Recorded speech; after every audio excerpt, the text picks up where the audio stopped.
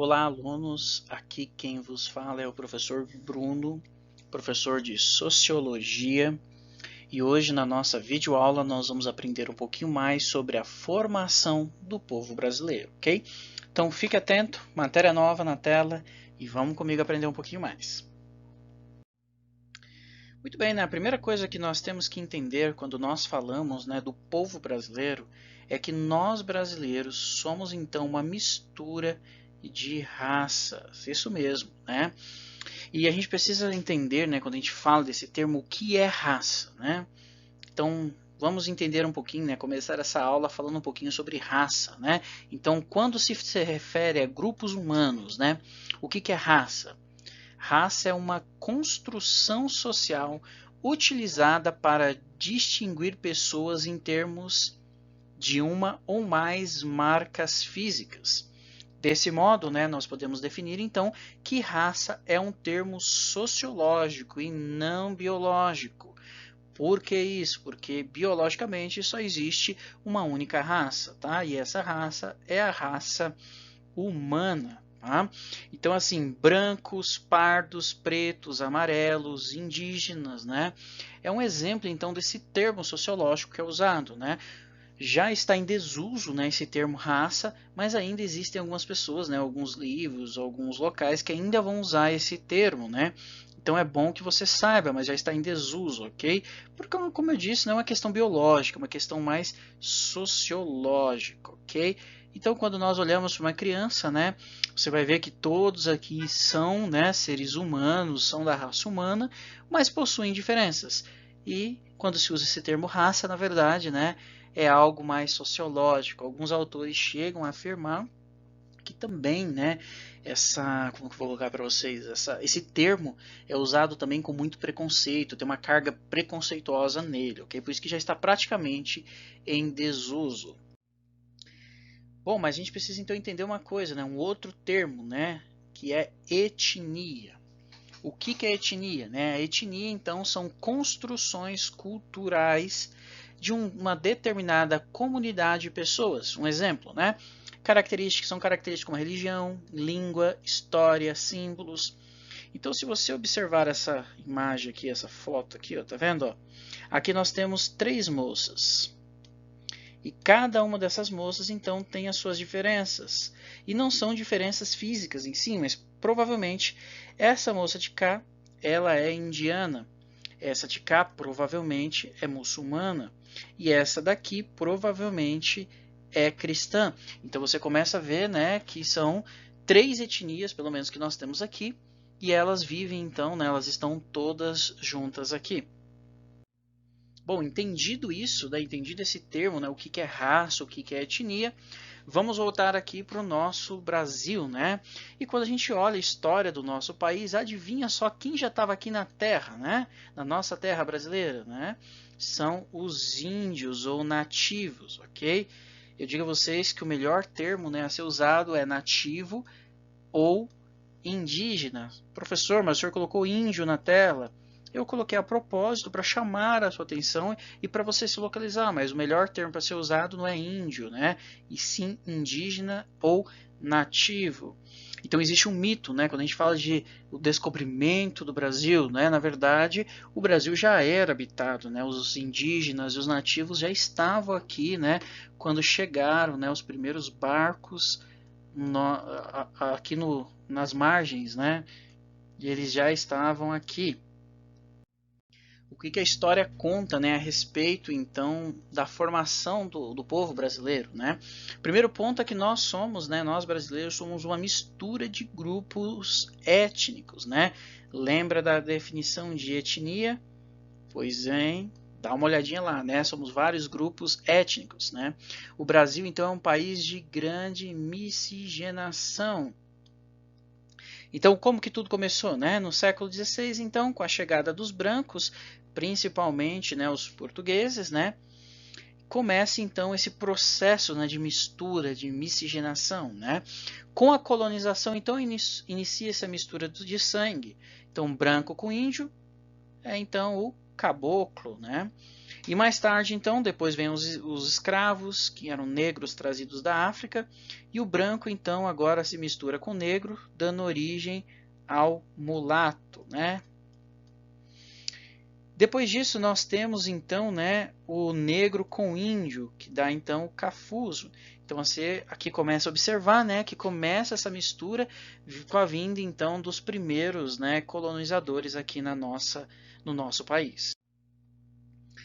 Outro ponto interessante, né, que eu já falei, mas é bom enfatizar, né, a nossa população é bastante miscigenada.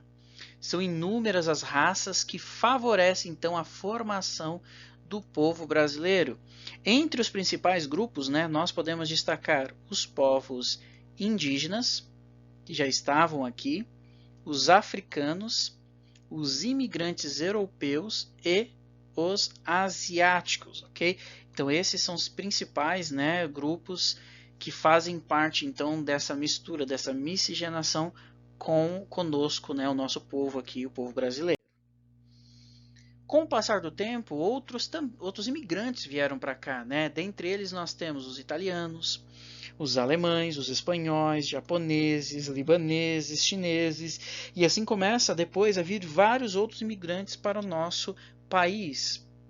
E essa miscigenação, então, ela pode ser observada no rosto, no corpo, nos hábitos, nas crenças, nos valores de cada brasileiro. Então, assim, você pode se olhar no espelho e você vai ver algumas características, né, que você tem. Talvez você seja descendente, quem sabe, de japoneses ou chineses, né, ou talvez, se você procurar né, observar em si, você vê características, por exemplo, de pessoas de negros, né? Então, assim, nós como um todo, né, cada um de nós brasileiros, né, nós temos então essa miscigenação, né? Quer ver um hábito muito simples, né, o tal do yakisoba, né? Não é uma cultura, né, nativa daqui do nosso Brasil, dos indígenas, né? É uma cultura que vem de fora, mas faz parte hoje, por exemplo, no nosso hábito alimentar. Ou seja, né, o que nós podemos concluir com isso? Que nós não somos, né, um povo idêntico, com características semelhantes. Nós somos um resultado de miscigenação, ou seja, nós somos uma população mestiça. Então, os povos indígenas, né, antes do descobrimento do Brasil, o território já era habitado por povos nativos. Né? Quando chega aqui os primeiros, né, colonizadores, já existem pessoas aqui, né, que a gente conhece como índios, né? Nós chamamos eles de índios, né, que seriam os nativos ou indígenas.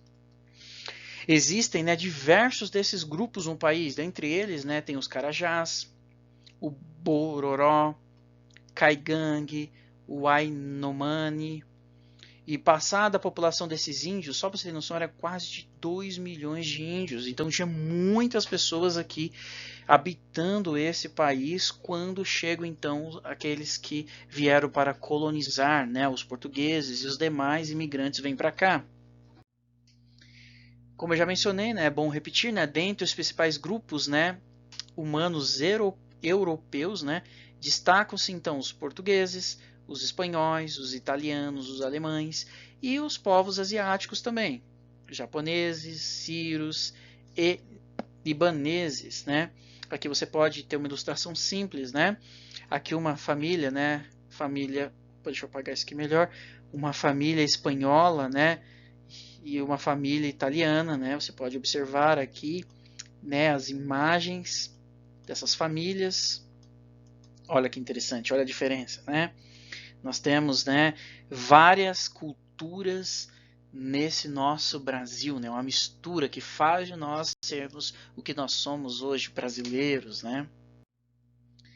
Dentre os diversos povos que formaram o Brasil, nós temos os europeus, né? E o primeiro povo europeu foram então os portugueses, né? Eles foram os primeiros a estarem aqui conosco, né? Tiveram grande influência.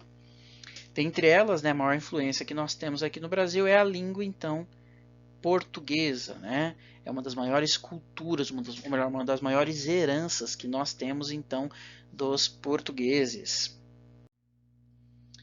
Sendo assim, também nós temos, né, depois nós temos vários grupos de brasileiros, né, que surgem, né? Nós temos entre eles os neobrasileiros, nascidos aqui no Brasil, né, que sofreram forte rejeição.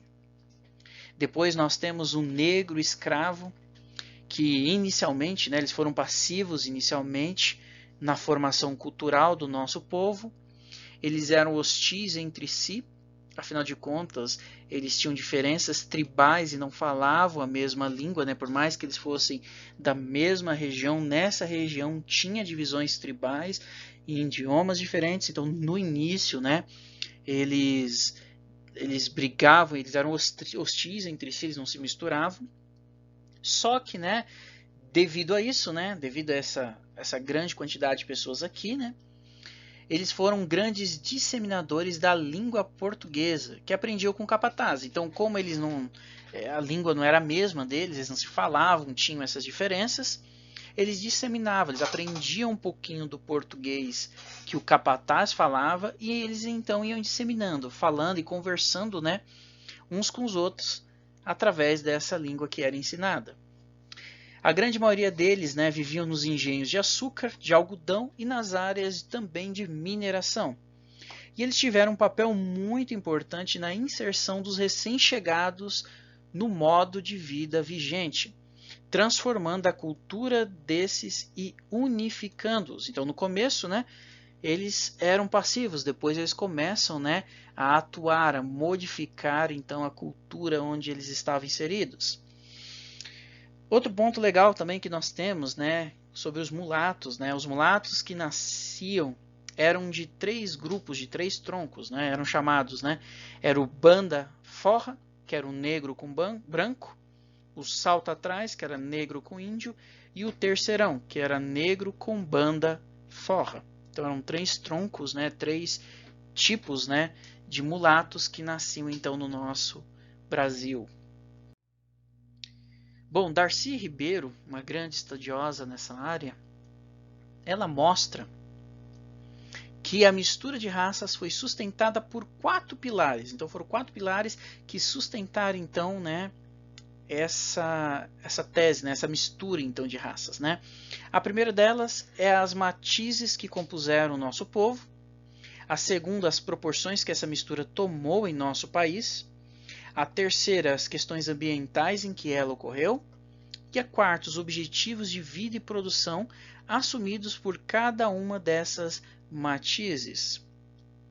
E esses pilares, então, né, esses 4 pilares aqui, eles foram, então, somando 3 forças, né, da ecologia, economia e imigração. Surge, então, no Brasil uma estrutura social, olha que interessante, totalmente inédita, marcada pelo genocídio e etnocídio, ou seja, uma ideologia sustentada, e essa ideologia é sustentada pela Igreja para suprimir qualquer identidade discrepante do conquistador. Então vamos lá, né? O que seria, né, para a gente entender um genocídio, né? Seria então um extermínio parcial, né, ou total. Então deixa eu escrever aqui, né? Seria então um extermínio, né? Então seria um extermínio total ou parcial de um grupo étnico, né? E o etnocídio, né? O que seria então o etnocídio? Seria então quase a mesma coisa, né? Que seria uma destruição, então, né? Deixa eu marcar aqui, então, o etnocídio também seria uma espécie de um extermínio, né? De uma civilização, de uma cultura. Em outras palavras, né?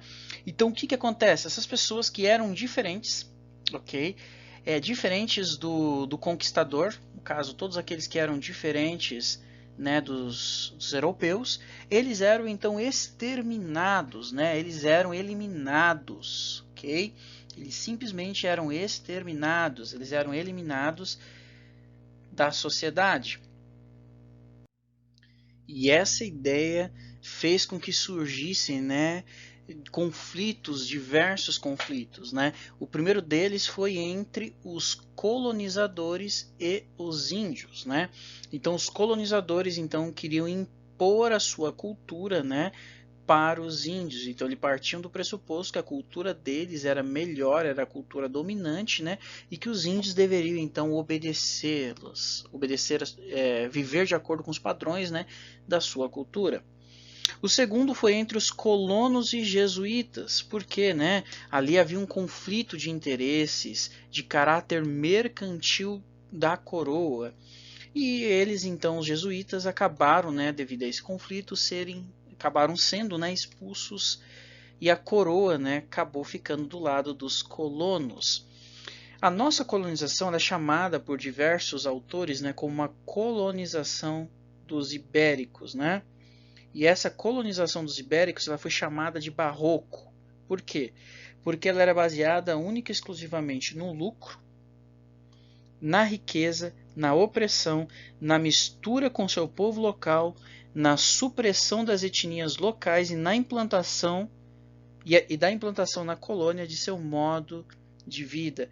E entenda, a igreja sustentou essa visão, ela sustentou essa ideia, ela não permaneceu neutra nisso, ela apoiava, ela incentivava que houvesse então esse tipo de colonização, né, baseada em lucro, opressão, riquezas, né, e também na supressão, né, na implantação do seu modo de vida, né, o modo de vida do colonizador nessa colônia. Então essa forma, né, de colonização, ela fomentou, né, uma estrutura econômica e social baseada em pelo menos 3 planos, né? Associativa, deixa eu grifar isso aqui, né? Associativa, né, que vem pela escravatura e pela estrutura sociopolítica da época. A adaptativa, que é pela tecnologia que se implantava, pelo engenho, pela produção de pastagens de gado. A ideológica, né, que foi pela igreja, pela língua trazida, né, para o Brasil, e dessa forma, então, de maneira geral, constituiu-se então uma sociedade bipartidária entre rural, né, a sociedade rural, e a sociedade urbana, né? Mas um ponto que é interessante que nós temos que lembrar é que a ocupação do Brasil só foi possível através do cunhadismo, ok? Então, o que seria, então, professor, o cunhadismo? É uma prática indígena em que, né, é dado, né, o povo indígena, né, ele incorpora estranhos à sua comunidade. Como que ele faz isso, né? Ele simplesmente dá, né, como que eu vou colocar aqui? Ele dá uma jovem, né, ele escolhe uma jovem para se casar com esse estranho e dessa forma ele estabelece então laços, né, com outros membros, né? Então foi só graças ao cunhadismo, né, que o Brasil então, né, foi possível então a ocupação do Brasil. Então aqui é um ponto bem importante, tá? Bom, alunos, chegamos então ao final da nossa primeira videoaula, tá bom? Então aproveite para fazer as suas atividades, não esqueça de entregá-las. Se tiver alguma dúvida, por favor, me procure, tá bom? Gostou? Se você gostou dessa videoaula, dá um joinha aí, tá bom? Alunos, um grande abraço e até a próxima videoaula.